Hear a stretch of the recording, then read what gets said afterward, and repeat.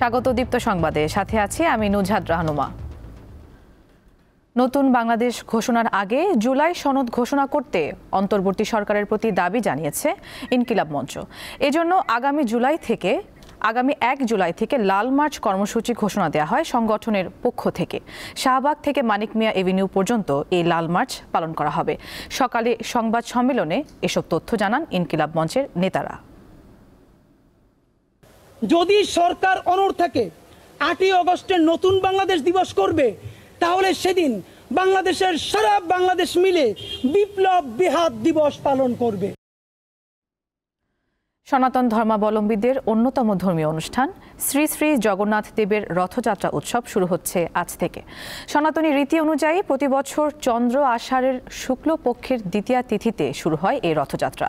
বর্ণাঢ্য শোভাযাত্রা সহ নানা ধর্মীয় অনুষ্ঠানমালার মাধ্যমে আনন্দমুখর পরিবেশে 9 দিন ব্যাপী রথযাত্রা মহোৎসবের আয়োজন করা হয়েছে। আগামী 15 জুলাই বিকাল 3টায় উল্টো রথের বর্ণাঢ্য শোভাযাত্রার মধ্য দিয়ে এই উৎসব শেষ হবে। সনাতন ধর্মাবলম্বীদের বিশ্বাস, জগন্নাথ দেব হলেন জগতের নাথ বা অধীশ্বর। জগৎ হচ্ছে বিশ্ব আর নাথ হচ্ছেন ঈশ্বর, তাই জগন্নাথ হচ্ছেন জগতের ঈশ্বর। তার অনুগ্রহ পেলে মানুষের মুক্তি লাভ হয়, জীবরূপে তাকে আর জন্ম নিতে হয় না। এই বিশ্বাস থেকেই রথের ওপর জগন্নাথ দেবের প্রতিমূর্তি রেখে রথ নিয়ে যাত্রা করেন সনাতন ধর্মাবলম্বীরা।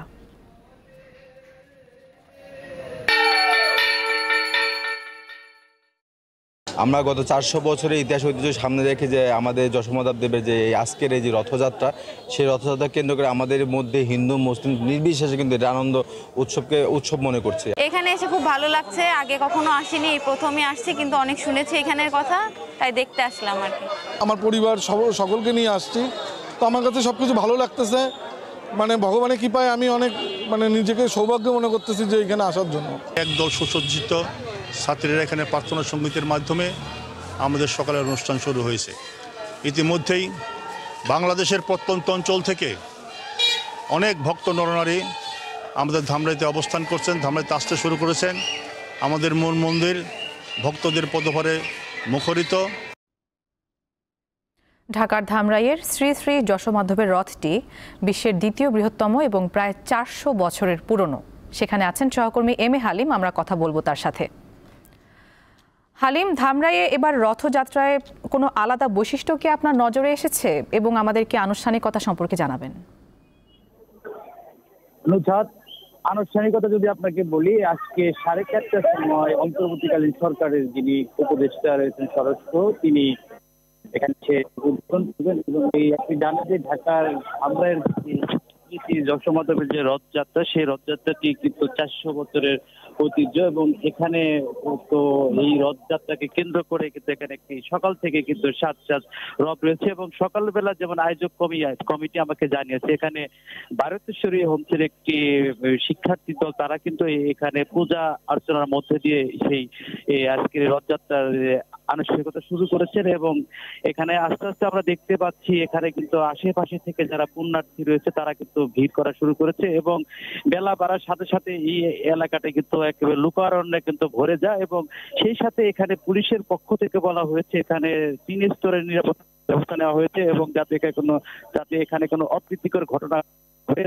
এবং সেই সাথে এই রথযাত্রাকে কেন্দ্র করে কিন্তু এখানে বিভিন্ন স্টল এবং মেলা, সার্কাস, বিভিন্ন এখানে হরেক রকমের এখানে আয়োজন রয়েছে। এবং সেই মেলাটি কিন্তু 1 মাস ব্যাপী থাকবে। এবং আপনাকে জানিয়ে রাখি, এই যে রথটি আপনি দেখতে পাচ্ছেন, এটা কিন্তু এশিয়ার দ্বিতীয় বৃহত্তম একটি রথ। এই রথটি কিন্তু 37 ফুট লম্বা, এবং এটি কিন্তু এক সময় কিন্তু এটি 60 ফুট ছিল। এবং পাক হানাদার বাহিনী এই রথটি পুড়িয়ে দেওয়ার পর কিন্তু এটি আবার নতুন করে সংস্কার করা হয়। এবং তারপর থেকে কিন্তু এখানে কিন্তু একটি বৃহত্তম একটি রথ মেলা এটি। এবং এই রথটি কিন্তু আজকে 4:30টার দিকে এই রথটি টান দেওয়া হবে। এবং এটি এখান থেকে যাত্রাবাড়ি নামক একটি স্থানে, সেই যাত্রাবাড়ি থেকে আবার সেই 5 জুলাই সেটি কিন্তু আবার ফিরে আবার একই স্থানে আসবেন। তো এই আমরা দেখতে পেয়েছি সকাল থেকে এই রথ যে টান, সেটি একটি উৎসবের কেন্দ্র করে আশেপাশের এখানে যত সনাতন ধর্মাবলম্বী লোকজন তারা এখানে আসতে শুরু করেছে এবং সেই সাথে এখানে শুধু সনাতন ধর্মাবলম্বীর লোক না, এবং সেই সাথে অন্যান্য ধর্মাবলম্বীর লোক তারাও কিন্তু এখানে আসতে শুরু করেছে। সব মিলিয়ে যদি আপনাকে নুসরাত বলি যে এখন এই মুহূর্তে ঢাকার ধামরায় কিন্তু রথটার উৎসবের আমেজ বিরাজ করছে। এই ছিল আমার কাছে সর্বশেষ নুসরাত। দর্শক, ধামরাই থেকে যুক্ত ছিলেন সহকর্মী এম এ হালিম। ময়মনসিংহের তারাকান্দা থেকে ধোবাউড়ার আঞ্চলিক সড়ক খানাখন্দে ভরা। মাত্র 30 মিনিটের দূরত্ব পার হতে 1.5 থেকে 2 ঘন্টা সময় লাগছে। প্রায় নষ্ট হচ্ছে যানবাহন। ভোগান্তিতে 2 উপজেলার কয়েক লাখ মানুষ। এই চিত্র একটি আঞ্চলিক মহাসড়কের। ময়মনসিংহের তারাকান্দা ধোবাউড়া চলাচলের একমাত্র সড়ক এটি। সড়কটির বেশিরভাগই ভাঙাচোরা। বাজার সংলগ্ন এলাকায় রাস্তায় বড় বড় গর্ত। বেহাল সড়কে চলাচল করতে ধোবাউড়া, ফুলপুর ও তারাকান্দা উপজেলার কয়েক লাখ মানুষের প্রতিদিনই ভোগান্তিতে পড়তে হয়। খুব সিরিয়াস, গাড়ি চালানি জানা এই বাঙ্গা রাস্তা হাঁটতে গেলে বেশি ভালো, গাড়ি ঘোড়ার অনেক কষ্ট আমরা রইতেছে। স্কুলের বাচ্চা কাচ্চারা যাইতেছে, ওরাও দুর্ঘটনা ভুগতেছে, মানে বিশাল সমস্যা। আমাদের সব অটো নষ্ট হয়ে যাইতেছে আর হরতিনে জাম বাজে ট্রাক দু একটা উল্টেই। খানাখন্দের কারণে ধীর গতিতে গাড়ি চলাচলের পরও প্রায়ই ঘটছে দুর্ঘটনা। এটা যে ভাঙ্গা দীর্ঘদিন ধরে ভাঙ্গা, এটা দিয়ে আমরা গাড়িতে চলতে পারতাছি না। এই রাস্তায় গাড়ি উল্টিতেছে, মানুষ দুঃখ পাইতেছে, মনে করি জনবাহন কষ্ট পাইতেছে, পাবলিক বাচ্চাও দুঃখ পাইছে। আমরা এক প্রকার এখানে আবদ্ধ হয়ে আছি। ভয় করে ভাই, গাড়ি নিয়ে রাস্তায় ঢুকলে ভয় করে। রাস্তাটি সংস্কারের উদ্যোগ নেয়ার কথা জানান স্থানীয় সরকার প্রকৌশল অধিদপ্তরের এই কর্মকর্তা। যে সমস্ত জায়গা বেশি খানাখন্দে নষ্ট আছে, সেই সমস্ত খানাখন্দগুলো আমরা দ্রুত ইমার্জেন্সি মেইনটেন্যান্স অর্থাৎ দ্রুত করে দেওয়ার প্রতিক্রিয়া আছে আমাদের। আমরা অতি দ্রুতই সেগুলো বাস্তবায়ন করার চেষ্টা করব। দ্রুত সংস্কার শেষে রাস্তাটি চলাচলের উপযোগী হবে, এমনটাই প্রত্যাশা এলাকাবাসীর। দীপ্ত, বার্তা কক্ষ।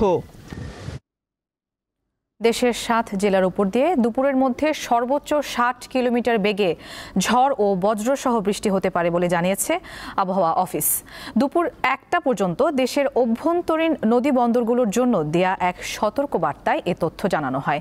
বিজ্ঞপ্তিতে আরও বলা হয়, খুলনা, বরিশাল, পটুয়াখালী, নোয়াখালী, কুমিল্লা, চট্টগ্রাম ও কক্সবাজার অঞ্চলের উপর দিয়ে দক্ষিণ ও দক্ষিণ পূর্ব দিক থেকে ঘন্টায় 45 থেকে 60 কিলোমিটার গতিতে ঝোড়ো হাওয়া বয়ে যেতে পারে।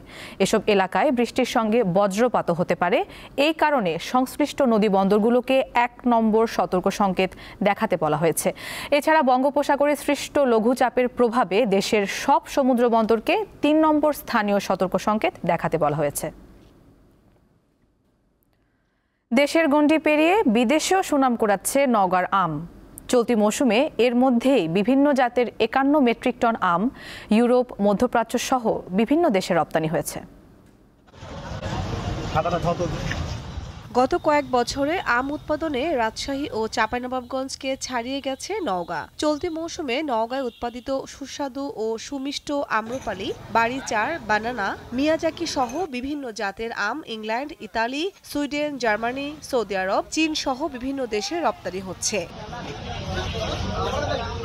বিদেশে আম রপ্তানিতে প্রয়োজন উন্নত প্যাকেজিং ও পরিবহন সুবিধা, মান নিয়ন্ত্রণ, রোগ ও পোকামাকড়ের কারণে আরোপিত বিধিনিষেধও রয়েছে।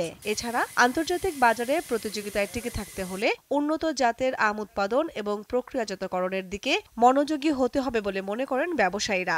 বিভিন্ন দেশে রপ্তানি হচ্ছে, তো যে পরিমাণটা রপ্তানি হচ্ছে এটা আসলে আমাদের জেলার জন্য যথেষ্ট নয়। সাপাহারে যদি আমাদের একটা স্পেশাল কোটা থাকে তাহলে আমরা সেক্ষেত্রে আম রপ্তানিটা বিদেশে করতে আমাদের জন্য সুবিধা হবে। দেখতেছেন এটা হলো থাইল্যান্ড ব্যানানা। এই আমটি আমরা বিদেশে পাঠানোর জন্য খুবই পরিশ্রম করে মানে একবার সুন্দর কালার করছি। আশা করি যেন আমাদের সাপার থেকে আম যেন বাইরে যায় বেশি করে।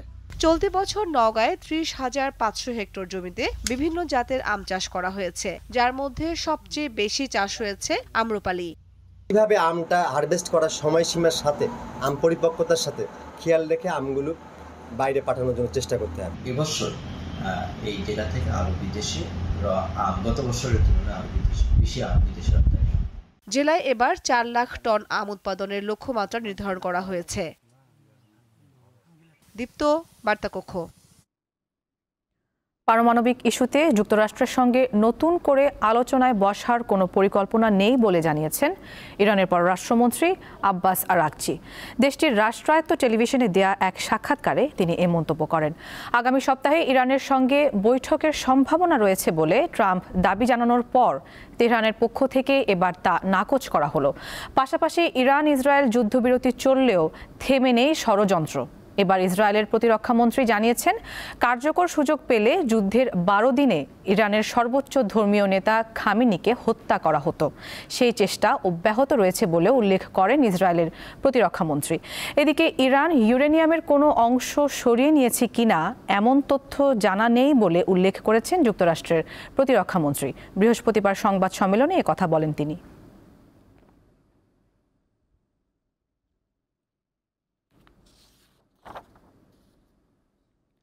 অবরুদ্ধ ভূখণ্ড গাজায় স্থানীয় সময় বৃহস্পতিবার ইসরায়েলি হামলায় আরও অন্তত ৭১ জন ফিলিস্তিনি আহত হয়েছেন আরও বহু মানুষ। গাজার সরকারি মিডিয়া অফিস জানিয়েছে, গত 1 মাসে উপত্যকাটিতে ত্রাণ সহায়তা নিতে গিয়ে ইসরায়েলি বাহিনীর হাতে কমপক্ষে ৫৪৯ জন ফিলিস্তিনি নিহত হয়েছেন এবং ৪,০০০-এর বেশি মানুষ আহত হয়েছেন। এতে করে অবরুদ্ধ এই উপত্যকাটিতে নিহতের মোট সংখ্যা ৫৬,২৫০ ছাড়িয়ে গেছে। গাজার মন্ত্রণালয় বলছে, বহু মরদেহ ধ্বংসস্তূপের নিচে ও সড়কে পড়ে আছে, যেগুলোর কাছে উদ্ধারকর্মীরা পৌঁছতে পারছেন না। আল জাজিরা জানিয়েছে, দক্ষিণ গাজার আল মাওয়াসি এলাকায় বাস্তুচ্যুত ফিলিস্তিনিদের একটি তাঁবুতে ইসরায়েলি সেনাবাহিনীর হামলায় একজন চিকিৎসক এবং তার ভাগ্নি নিহত হয়েছেন।